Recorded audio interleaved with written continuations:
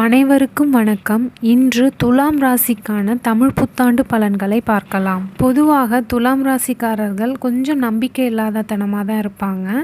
அவங்க நேசிக்கிற விஷயத்த கூட ஒரு சந்தேக பார்வையோடு பார்க்கக்கூடியவங்களாக இருப்பாங்க. எதையும் ஆராய்ஞ்சு தான் செய்வாங்க. டக்குன்னு இதை செய்வோம் அதை செய்வோம்னு முடிவெடுத்துலாம் ஒரு நாளும் அவங்க செஞ்சது கிடையாது. துலாம் ராசியில் பிறந்தவங்க எப்போதுமே ஜாலியான ஒரு மனநிலைமையில தான் இருப்பாங்க. எப்போதுமே பக்கத்தில் இருக்கிறவங்களோட ரொம்ப சந்தோஷமாக பேசி சிரித்து பேசிக்கிட்டு விளாண்டுக்கிட்டு இந்த மாதிரி தான் இருப்பாங்க. துலாம் ராசிக்கான குணம் இன்னொன்று என்னென்னா, நல்ல புத்திசாலியாக இருப்பாங்க. போகிற இடத்துலலாம் வேலை கிடச்சிரும்.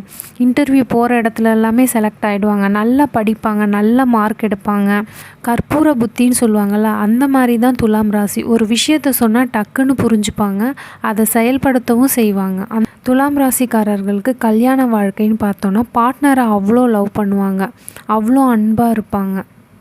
துலாம் ராசிக்காரர்களுக்கு இன்னொரு நல்ல குணம் வந்து, ஒரு விஷயத்தை அவங்க எடுத்துட்டாங்கன்னா அதை முடிக்காமல் தூங்கவே மாட்டாங்க. தான் பிடிச்ச முயலுக்கு 3 காலுன்னு நிற்கிறவங்க தான் துலாம் ராசிக்காரர்கள்.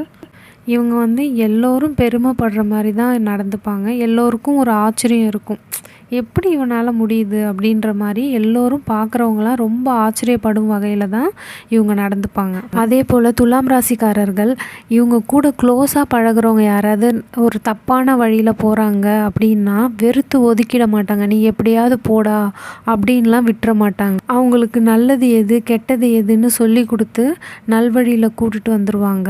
துலாம் ராசிக்கு இந்த புத்தாண்டு 3ஆம் வீட்டில் பிறக்கிறது. இதனால் உங்களுக்கு துணிச்சலான முடிவுகள் எடுப்பீங்க. புதியவர்கள் அறிமுகம் கிடைக்கும்.